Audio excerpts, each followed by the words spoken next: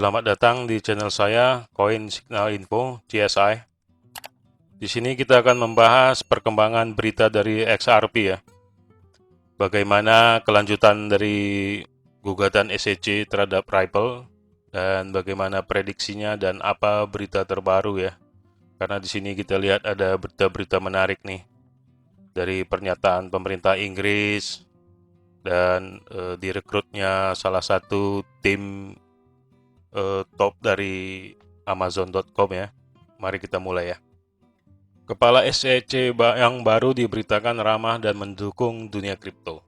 Perkembangan kripto di tahun 2021 ini tampak sangat bergairah ya dan bergejolak dibarengi dengan berita-berita positif dan negatif. Tidak seperti di tahun 2019 ya, sampai 2020 awal yang terlalu stagnan gitu, dan di mana di akhir tahun pengunduran diri kepala SEC Jay Clayton menggugat Ripple terkait security yang diperdagangkan padahal XRP adalah mata uang digital gitu. Namun menariknya ya, kepala SEC yang baru rencana akan digantikan oleh Elad Rochman yang digadang-gadang akan menggantikan Jay Clayton dilihat dari cuitan Hester Pierce.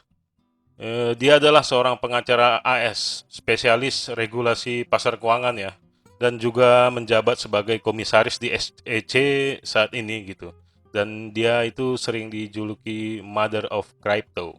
Inilah salah satu cuitan Hester Pierce. Congratulations, Chairman Roisman. I look forward to your leadership of the SEC.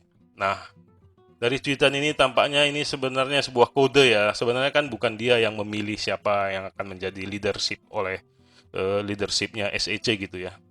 Kepalanya SEC, bukan dia yang menentukan, melainkan Presiden Amerika Serikat gitu. Jadi siapa sih Elad Roisman ini? Elad Roisman ini merupakan orang yang ramah dan sahabat kepada dunia kripto ya. Dan tentunya ini menjadi sebuah pendukung bagi perkembangan kripto di masa kini, sehingga membawa dampak positif bagi dunia kripto ya, terkhususnya kepada Ripple yang sedang bermasalah dengan SEC. Namun berita ini belum tentu pasti jika Elad Rochman belum sah menjadi kepala SEC gitu. Karena kan ini sebuah kode aja ya tweetannya Hester Pierce ini gitu. Karena yang akan melantiknya adalah Presiden Amerika Serikat Biden. Maka dari itu ya para pecinta SRP boleh bersabar untuk menunggu kabar baik selanjutnya. Tapi ya memang dialah yang digadang-gadang calon terkuat ya, Chairman Rosman ini. Chairman itu kan kalau di Indonesia itu seperti posisi direktur gitu, tapi bukan direktur utama gitu. Nah, kalau SEC ini, Jay Clayton ini kan yang baru saja mengundurkan diri adalah dia kan direktur utamanya gitulah ya kalau istilah jabatan di Indonesia nih. Di sana istilahnya kepala SEC gitu. Jadi perkembangan Ripple terkini ini memang ya menarik ya. Belum lagi ditambah dari berita bahwa Ripple merekrut salah satu top manajemen di Amazon.com ya, di bidang teknik pemasaran gitu ya, yang membuat Amazon.com itu menjadi sangat terkenal dan terbaik gitu di dunia ini gitu. Namanya adalah Devras Faradan. Dia bekerja di Ripple sebagai SVP baru di Ripple, dan ini sudah sah ya, dia sudah terpilih dan sudah ditunjuk oleh Ripple gitu. Dan akan bertugas sebagai pengembang dalam membangun infrastruktur yang memungkinkan dan terpusat pada pelanggan atau customer atau member Ripple gitu. Seperti kita ketahui ya, Devras Faradan inilah yang membuat Amazon menjadi marketplace terbaik dunia ya, seperti saya bilang tadi. Dari segi pemasaran gitu dan layanan. Karena ya kita ketahui juga ya Amazon dari awal kan bisa dibilang sebuah marketplace yang canggih ya, add to chart, apalah segala macam ya. Kita juga tidak terlalu mengerti apa yang dikembangkannya pada teknologi Amazon, tapi dia membuat Amazon itu menjadi mudah digunakan gitu dan dapat melayani seluruh dunia apapun yang Anda inginkan gitu. Dari ujung rambut sampai ujung kaki semua ada di Amazon.com, dan Anda bisa memiliki apapun gitu dengan membeli apapun yang Anda inginkan gitu. Itulah Amazon, itulah yang dikembangkan oleh Devras Faradan selama ini gitu. Nah, ini dia sekarang sudah direkrut oleh Ripple gitu ya. Dan akan menduduki posisi SVP, bukan supervisor ini ya. Ini dia lebih ke arah developmentnya gitu, pengembangnya gitu, yang di dalam hal teknologi membangun infrastruktur gitu. Ya mungkin saja bagaimana biar orang lebih mudah untuk mendapatkan SRP gitu ya. Dapat dengan mudah menggunakan teknologinya gitu. Jadi itu marketnya itu kan Ripple ini bukan hanya kita-kita ini ya sebagai pembeli XRP di exchange ya, bukan hanya sebatas itu gitu. Kadang-kadang ada beberapa institusi ya seperti perusahaan-perusahaan bank gitu ya, ataupun seperti perusahaan-perusahaan leasing mungkin seperti perusahaan simpan pinjam gitu ya, atau koperasi gitu ya, ataupun apa melayani bidang transfer antar negara gitu kan. Jadi lebih mudah mengadopsi yang ingin memiliki teknologi Ripple ini begitu. Inilah tugas dari Devras Faradan ini gitu ya. Jadi di sini kita lihat Ripple memang tidak main-main ya dalam membangun Ripple, dan terus yang menjadi terbaik. Tampaknya Ripple tidak terlalu terganggu dengan SEC gitu. Apalagi nanti jika gugatan SEC sudah ditarik atau dibatalkan, ya kemungkinan trust kepada Ripple XRP akan meroket gitu. Nah, kita lihat tadi kan yang digadang-gadang Elliot Roisman ya yang menjadi kepala SEC gitu. Kemungkinan saja ya kalau itu terjadi ya SRP akan meroket nih. Dan berita ini kita dapat dengan bijak dalam mengambil tindakan ya terhadap SRP ya. Dilihat harga SRP saat ini kan positif 2% ya di detik ini ya. Saya membuat konten ini di angka 4215 gitu. Di angka sekarang sudah di 4103 terjadi penurunan, tapi terjadi sinyal positif juga di sini. Jadi ya begitulah kira-kira perkembangan SRP ya.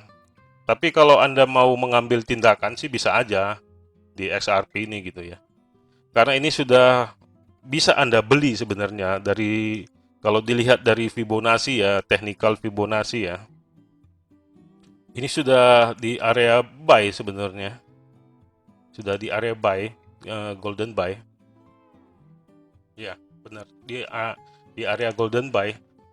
Jadi ya tidak perlu takut juga gitu untuk mengambil posisi itu gitu. Dan ada berita terbaru dari Daily Hodl ya, dailyhodl.com. Pemerintah UK baru saja menyatakan ya bahwa XRP adalah exchange token dan bukan security. Dan pernyataan ini sekaligus dapat menjadi klarifikasi yang kuat bagi XRP ya, bahwa XRP adalah alat pertukaran, sehingga ini dapat menjadi dukungan kepada Ripple dalam memenangkan gugatan dari SEC. Dilihat dari berita positif ini mengenai Ripple ini, tampaknya sebentar lagi XRP akan meroket ya. Semoga aja ya. Ini sumber dari Daily Hodl dan baru keluar 2 jam yang lalu ya. Beritanya baru sangat hot news banget gitulah kira-kira. Nah, begitulah perkembangan dari XRP ya.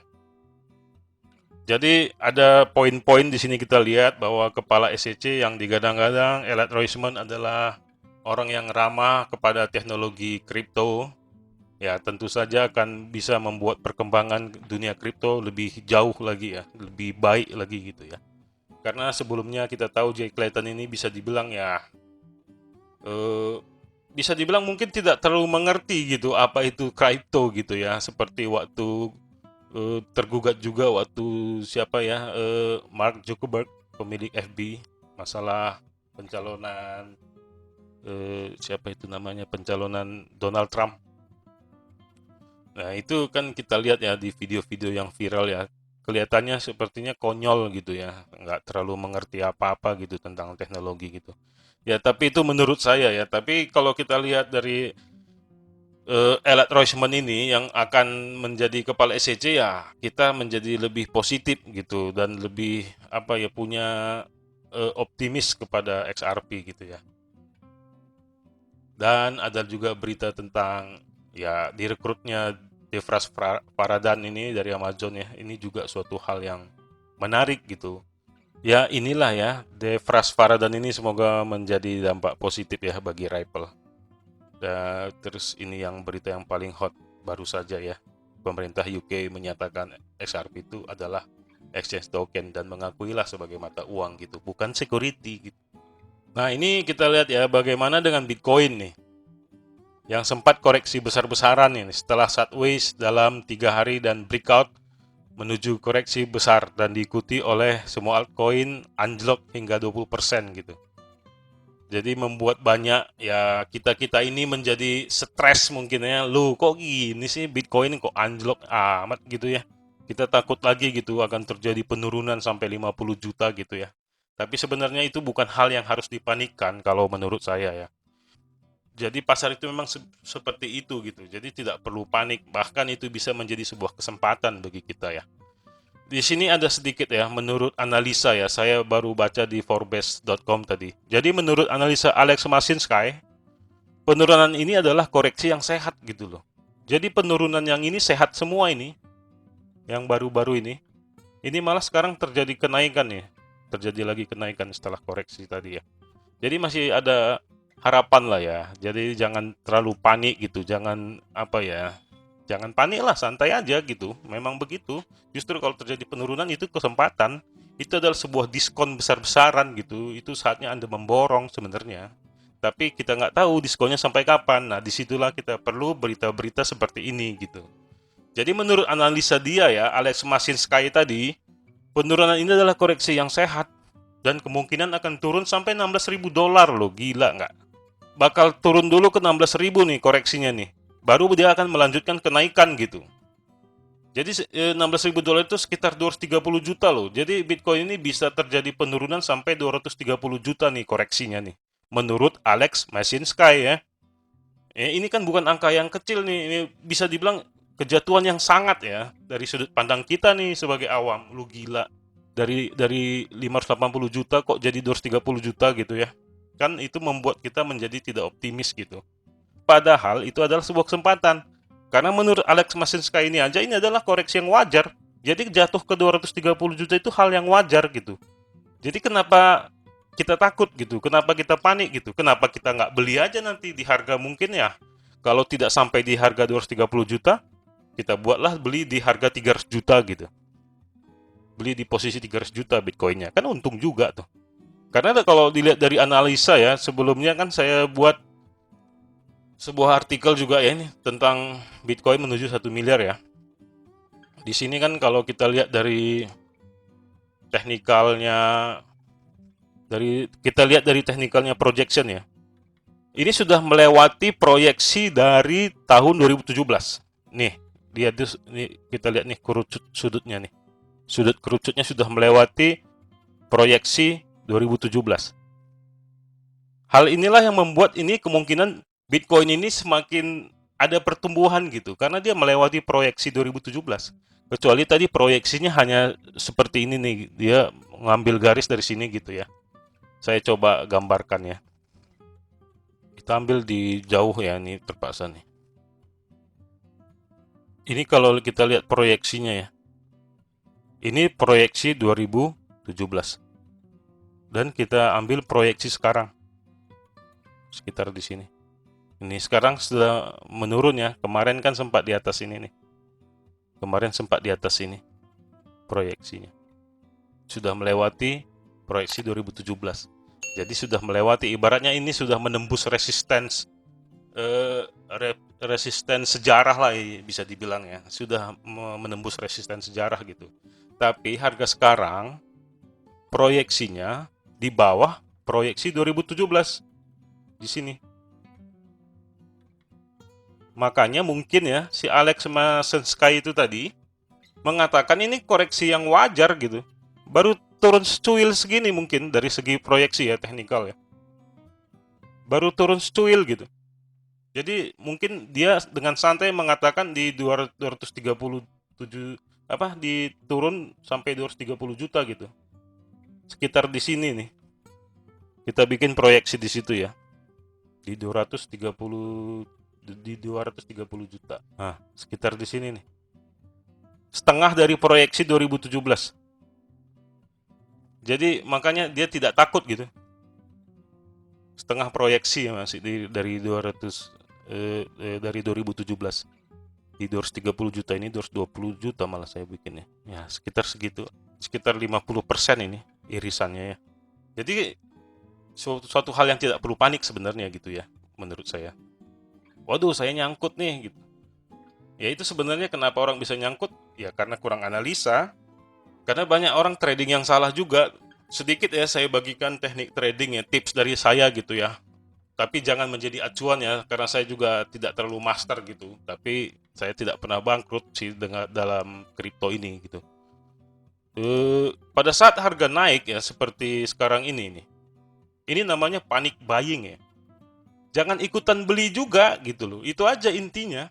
Jadi kalau orang lagi panik beli, lagi umpamanya lagi di pasar nih, misalnya saya nih ya, kalau saya ke pasar nih, saya lihat nih pasar nih semak nih, banyak orang, banyak banget orang belanja. Kalau saya sih ya, saya pribadi, saya nggak akan belanja pada hari itu.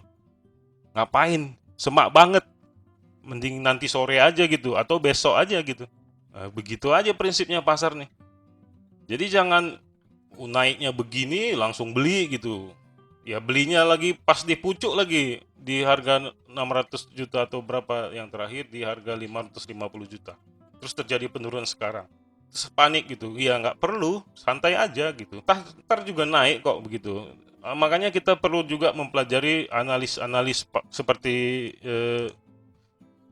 Alex Mashinsky ini gitu. Makanya kita perlu pelajari analis-analis seperti Alex Mashinsky gitu.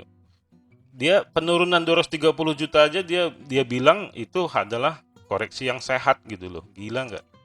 Kita baru turun 10 juta aja udah stres gitu kan. Santai aja gitu. Jadi inilah ya, kalau terjadi kenaikan gini santai aja dulu, cari informasi gitu. Makanya terjadi sideways ya kadang-kadang ya. Tadi kan ada kita lihat, saya lingkarin tadi. Terjadi sideways 3 hari ini gitu. Ya ini. Jadi sideways ini akan terjadi breakout biasanya. Biasanya dia nembak ke atas atau nembak ke bawah. Begitu. Nah, disitulah kita perlu konfirmasi gitu, konfirmasi dari analis-analis gitu ya, berita-berita apa yang lagi hot gitu ya. Kalaupun kita salah, ya nggak usah panik sekali gitu. Bahkan kalau sebenarnya ya, kalau eh, saya perhatikan beberapa trader-trader gitu ya, kalau terjadi penurunan gini malah dia beli lagi, malah dilipat dua malah. Tadinya misalnya dia beli di sini 100 juta ya di harga 560 juta, dia beli dua koin gitu, dua bitcoin gitu, 1 miliar gitu. Dan terjadi penurunan segini, ya dia beli 2 miliar di harga 450 juta ini. Terus naik di sini kan udah untung. Naik lagi terus nanti ya udah berlipat-lipat untungnya. Ya seperti itu aja. Makanya memang kita harus punya dana cadangan gitu. Jangan kita punya uang di keluarga kita itu atau di rumah kita ya atau di kantong kita uang 10 juta ya 10 jutanya kita trading itu gila namanya. Penjudi aja nggak begitu. Tahu nggak? Penjudi aja nggak seperti itu gitu. Jadi kita harus punya manajemen risiko kita gitu. Umpamanya kita punya uang 100 juta ya 10 juta aja dimainkan di saham ini. Sorry di kripto ini gitu. 10% aja, 10 juta aja gitu. Anggap hilang aja 10 juta. Anggap game aja nih semua. Anggap permainan aja gitu sambil-sambil ngasah otak gitu ya biar nggak gampang cepat pikun gitu. Udah, take profit kalau udah untung. Jangan ditunggu juga sampai beratus kali lipat gitu. Tadinya pakai uang cuman 1 juta, pengen berharap 100 kali lipat kenaikannya. Ya nggak bisa begitu juga gitu. Yang ada stres tiap hari kita, tiap hari ngeliatin chart apa gini kan. Pusing juga gitu. Makanya harus punya gaya juga ya, harus punya style gitu. Dan ya kalau kita belum punya style sendiri, kita mengikuti kebanyakan para trader yang handal aja gitu. Seperti yang tadi saya bilang. Saya juga sebenarnya kalau trader gitu saya mengikuti gaya-gaya orang lain, tapi pada umumnya yang berhasil ya. Orang-orang yang sukses gitu. Kayak salah satu ungkapan Warren Buffett lah misalnya ya. Dia mengatakan ya, pada saat orang panik beli gitu ya, ya kita jangan ikutan gitulah intinya. Jadi pada saat orang panik jual, ya kita ikutan beli kalau bisa gitu. Jangan ikutan jual, ikutan beli malah gitu. Jadi harus kebalik gitu. Jadi diusahakan dalam menghadapi pasar yang sangat kejam ya. Saya bilang ini sebenarnya semua ini dunia yang kejam nih sebenarnya market market pasar modal ini seperti saham, forex, kripto ini sebenarnya pasar yang kejam gitu. Anda jual, saya beli, begitu prinsipnya di sini. Jadi kita harus kebalik otaknya gitu dari kebanyakan orang-orang awam gitu. Jadi terjadi ini kan sebenarnya terjadi kepanikan ini kan sebenarnya panik massal nih sebenarnya. Jadi kita jangan ikutan kalau bisa gitu. Jadi orang sibuk jual, kalau bisa kita beli gitu. Orang sibuk jual gitu kan, jual, kita beliin aja tuh, beliin. Nah, pada saat mereka sibuk beli, buy gitu kan, naik gitu, buy ya kita sibuk jual gitu kan, jadi untung kita banyak ya. Nah, itulah salah satu tips tradingnya dari saya ya. Jadi mindset kita itu harus diputar balik dengan pasar gitu. Kalau dia terjadi penurunan, ya kita beli. Kalau terjadi kenaikan, kita jual gitu aja. Jangan dibeli di pas lagi naik terus dijual pas lagi turun. Waduh, bisa bangkrut lama-lama gitu. Banyak yang begitu. Belinya pas lagi hijau gitu, lagi aku belilah biar nggak ketinggalan gitu. Tahu-tahu turun. Pada saat turun dijual, coba. Gila nggak? Beli sepatu harga 700.000 terus dijual di harga 300.000 sepatunya. Nah, begitulah banyak orang gitu. Karena pada umumnya dunia ini kan manusia konsumeris ya. Ya makanya kita harus balik mindset kita gitu. Bersikaplah sebagai pedagang gitu. Karena kita kan trader pedagang ya. Ya bersikaplah seperti pedagang. Beli di harga murah, jual di harga mahal gitu. Kita di sini bukan beli untuk dimakan gitu, bukan dibeli untuk dinikmati gitu, tapi dibeli untuk mencari untung gitulah. Jadi mindsetnya seperti itu gitu. Ini masukan aja ya buat para newbie juga ya. Siapa tahu belum tahu hal-hal yang begini gitu. Sebenarnya ini basic sih sebenarnya ya, basic dalam bertrading gitu. Banyak orang nggak tahu hal-hal yang seperti ini pun gitu. Jadi saya ulangkan aja info ini kepada Anda yang belum mengetahui prinsip-prinsip trader kayak gitu ya, agar tidak terlalu panik karena ya kasihan juga gitu. Nah, begitulah kondisi Bitcoin saat ini gitu ya. Jadi jangan panik, tetap tenang aja gitu. Karena kenapa saya bilang tetap tenang? Mau gimana mau tenang? Duit gua habis loh, salah sendiri. Duitnya dibantai semua habis masuk ke pasar. Kalau saya sih tenang, 10% dari kekayaan saya trading kan hilang 10% doang. Santai aja kan gitu. Nah, nanti uang saya umpamanya misal tinggal 90 juta nih. 10% dari 90 juta, 9 juta, 9 juta saya buang lagi. Sampai 10 kali saya coba begitu. Tenang aja. Pada saat dia naik berlipat 5 kali lipat seperti kemarin, 50 juta ke 450 juta, 9 kali lipat udah balik modal kan begitu. Bahkan kalau kita pakai teknik averaging down, beli balik di harga bawah ya lebih untung lagi malah. Gitu sih. Ini masukan aja sebagai tips trading ya. Dan itulah prinsip-prinsip market ya. Memang ini dunia perdagangan sebenarnya, bukan dunia perjudian. Ini masukan aja ya, jangan ada yang tersinggung. Mohon maaf, bukan offense. Nah, disitulah kita lihat dominasi Bitcoin. Nanti perhatikan aja nih, terjadi anjlok pun dominasi Bitcoin tetap 68%. Karena dia anjlok semua gitu. Tapi kalau pada saat dia sideways, pada saat ada artikel yang saya bilang di sini, kalau Bitcoin ini lagi sideways 3 hari aja, itu melonjak semua tuh altcoin. Melonjak semua tuh altcoin. Kayak gini aja nih hari ini. Terjadi kenaikan nih altcoin nih banyak nih.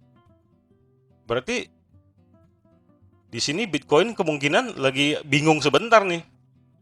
Bitcoin itu kalau bingung sebentar aja nih, 10 jam aja bingung, udah bernaikan semua tuh altcoin gitu lah kira-kira gitu. Tapi itu tidak jadi patokan ya, karena kita kalau melihat sideways itu nggak bisa patokan jam, patokan berhari-hari gitu. Tapi saking besarnya Bitcoin ini, naik turunnya dan sideways-nya mempengaruhi altcoin, begitu. Jadi ini kita lihat ya, perkembangan Bitcoin ini jadi tidak perlu terlalu panik. Jadi itulah kalau kita mau mengambil untung seperti yang saya katakan tadi. Namun bagi pemain long term ya, pemain jangka panjang, saya bilang kan kemungkinan bisa 1 miliar ya per keping. Tidak menutup kemungkinan, karena saya bilang tadi sudah melewati proyeksi 2017. Jadi tinggal menembus proyeksi itu lagi aja, itu udah memang melonjak memang gitu. Tapi sedangkan untuk day trader ya, trader harian gitu, boleh mengambil posisi sekarang malah saya bilang. Ini tadi posisinya di 474 juta. Beli aja sekarang udah. Ngapain takut? Nah, nanti take profit di 5% aja, itu maksimal ya. Kalau mau cepat, take profit terendah aja di 2-3% saja. Karena menurut technical Fibonacci, harga sekarang ini sudah posisi golden buy nih.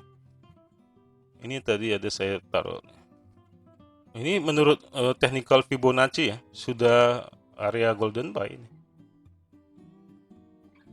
Nih, di area di sini golden buy ini malah udah bagus banget dibeli malah. Kalau untuk day trading ya, jangka pendek ya. Tapi itulah menurut pandangan saya ya, jangan jadi patokan juga. Anda bisa lihat lagi dari referensi lain gitu. Jadi itulah ya, di akhir kata saya katakan, gunakanlah uang dingin Anda ya, yang mungkin 2 tahun ke depan tidak mengganggu kebutuhan hidup Anda gitu. Jadi bijaklah dalam mengambil posisi. Saya hanya mengulas dan dapat menjadi pertimbangan keputusan Anda gitu. Ya, ini sebagai review aja gitu ya. Semoga ini bisa menjadi keuntungan buat Anda dalam mengambil posisi gitu. Nah, itulah dari poin dari konten saya hari ini. Dan jangan lupa subscribe ya. Saya akan membagikan beberapa hot news. Ini sebenarnya berita pemerintah United Kingdom baru saja menyatakan bahwa XRP itu adalah exchange token. Itu baru saja loh itu beritanya. Saya dapat beritanya dari dailyhodl.com. Saya juga tidak menyangka nih pemerintah Inggris ngomong begitu gitu. Padahal kan kita tahu XRP gosipnya sih lagi perang dengan kerajaan Amerika Serikat gitu. Kayak kita tahu kan United Kingdom juga ante-antenya Amerika Serikat ya. Tapi ternyata itu terbantahkan dengan pernyataan pemerintah Inggris ini gitu. Hal-hal inilah yang membuat kita harus bijak ya. Kadang-kadang kan ada berita positif, loh Bitcoin bagus kok beritanya, kok jadi anjlok gitu.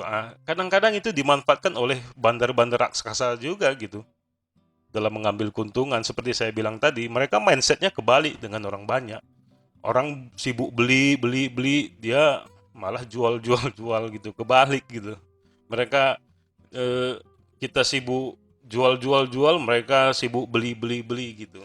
Jadi untung. Jadi sebenarnya yang menarik itu kita harus tahu politik juga nih, apa konspirasi otaknya kan kebalik-balik itu semua tuh niatnya gitu ya. Di luar sih kelihatannya niatnya baik gitu, tapi niat di dalam itu kita lihat pada umumnya mereka semua cari untung sebenarnya, mau itu politikus, pedagang, pengusaha, pebisnis ataupun saintis sekalipun gitu ya.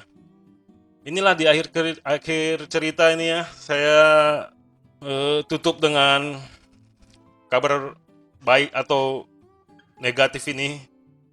Jangan pesimis, tetap optimis. Semuanya akan ada hasilnya jika Anda tidak terlalu serakah dan tidak terlalu panik. Pasti untung. Salam profit ya.